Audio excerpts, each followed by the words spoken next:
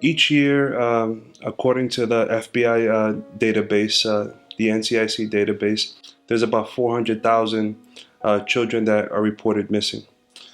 Some of them are found. However, it lends and presents a case of desperation for many families that lose children. It's something that we didn't talk about for a long time. Human trafficking has been in existence for many years, but it was hush hush. Nobody wanted to talk about it. It was kind of kept in the closet. I was terrified.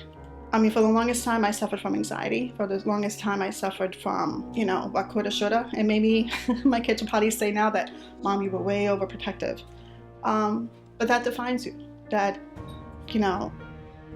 puts you in that position where it's either survive or die. Your children are your most valuable asset. Most recently, here in South Jersey, Dulce Maria Alvarez went missing out of Bridgeton, 5-year-old little girl. They still haven't found her to this date. Most recently, maybe about a month ago, we had a similar incident. A young lady, she was a Rancocas Valley Regional High School student, 18 years old, and she went missing. Our kids are a precious commodity. We love them, we want them safe, but there's an element out there who only wants to do harm, not just sexual abuse, not just slave labor. I had a situation one time where I was playing in high school, playing for the softball team. And, I'm a teenager, I didn't have a car, waiting for the bus. I was at the bus stop waiting, and I had my softball uniform on, and this car just happens to go, and the gentleman looked at me and literally did a U-turn, came back. I went back like this, and he says, "Oh, no, I'm not going to do anything to you. I just want to give you my card, because I think you have a beautiful face. I want to photograph you." And I said, he says, "Okay, look, I'm just going to put it here." 2 days later, the gentleman came back, and I was at the bus stop again, and he came back, and this time not just with one person, but with 2 other individuals. And they grabbed me, put me in the back seat, and said, "Okay, I'm gonna take those pictures now." I don't know how, but I said, "Oh no, this is not gonna happen to me." And I elbowed one in the throat, pushed him, opened the door, pushed him out, and I got out and I just started running. So it can happen. It can happen in any moment. It can happen when you least expect it. It can happen where you can't even fathom that it could happen, but it can happen. And this was in broad daylight back then. That is one of the reasons why I accepted to be part of the calendar, Poder de la Mujer Latina, because I deal with kids and students and families, and I understand how difficult it is when a family go through stuff like that. And I wanted to be part of the community to help those families that going through that. And by reaching out to our families and giving the resources they need so that doesn't happen to them, that means a lot to me. We partnered together to shine light on this issue together, and we brought other like-minded individuals, Atlantic County Prosecutor's Office, State Police, Detective Paul Vanneman, who's now retired from the FBI Child Exploitation Task Force, in an effort to get more word out. And the National Center for Missing and Exploited Children, NECMEC, does a phenomenal job, and NECMEC's efforts to encourage folks to rock one sock during National Missing and Exploited Children's Day, but also to wear the color green. And that is something that we've been doing, and we've been partnering up with folks since 2017. If you're a parent, go on your child's computer, check to see, who they're talking to. Be nosy. Be nosy. You have to be nosy. I don't care. I used to do it with my kids. I'd go over their shoulder and I would look at the computer. Who are you talking to? They were wise enough to not talk to certain people because they knew. You have to be involved in your children's lives. You have to definitely talk to them. That is key. The communication. You have to be, one Belen Colon said earlier today. You have to be nosy. Look at what's going on. You have to look at their behavior. If you have a happy child and all of a sudden that happy child becomes withdrawn, find out why. Sometimes things are happening and they're not going to be able to communicate. and sometimes they will express themselves in manners that we're not accustomed to. So you need to really talk and be honest.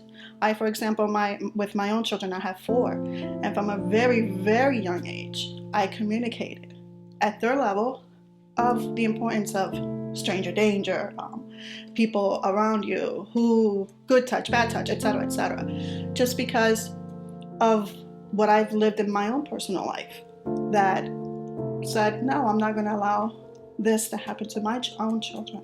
Walk your child to the bus, to school and back. A lot of these predators, they will go after children who are by themselves.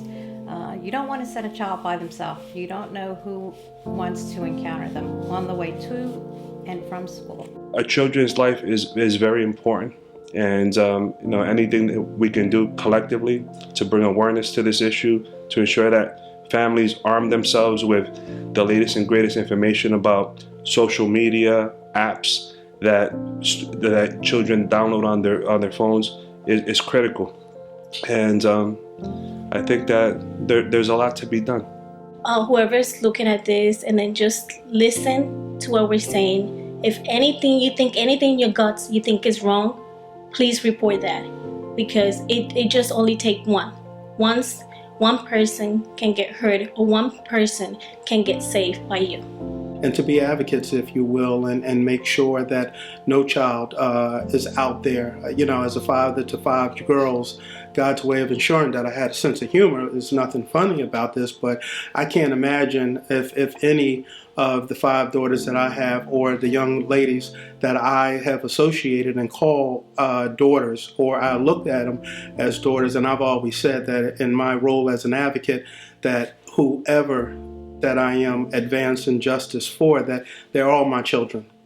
I just don't get to take them home, but I get to care about them and tell them that I love them and move their agenda. And I think that as a society, more of us adopt that philosophy, then we'll start having more children found.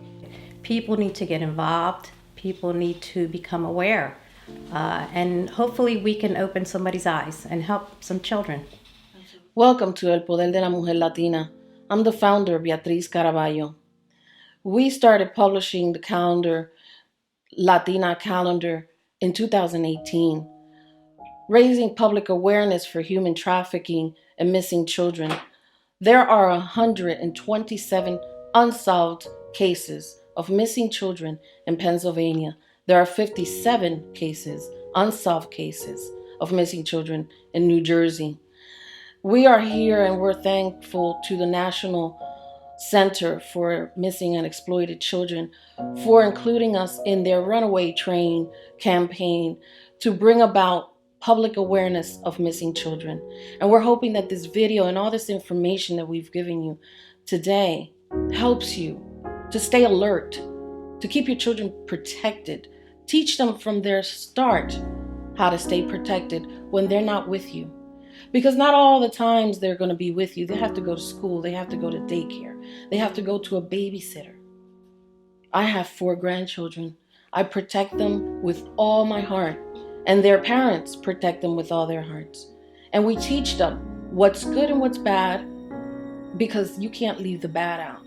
If you leave the bad out, that bad is going to come and get them. So protect them from the start. What I'm saying is, you got to be careful with everyone around you. You have to be careful who comes near your children, who touches your children. Why are they touching them? Why are they taking pictures of your children? Where are these hands being placed on your children? My granddaughters take pictures with other kids, and I have to be watching where the other kids put their hands. They start early, and you don't know what happens in that other child's family behind closed doors. So you have to protect your child, your grandchildren. Show them everything that you can from the early start. My best friend, which in another episode she'll give her testimony. But I'll tell you that human trafficking is very real. And I went to the depth of hell to recover her. And I'm very proud of that. I made sure that she get out of there. And yes, the pimp came against me.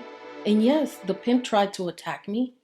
And I'm not saying for you to go out there and do it yourself, because that's not okay to do. It's very dangerous to do. I did it because she was my friend. And for all of my friends, I would do anything that I can, that I possibly can.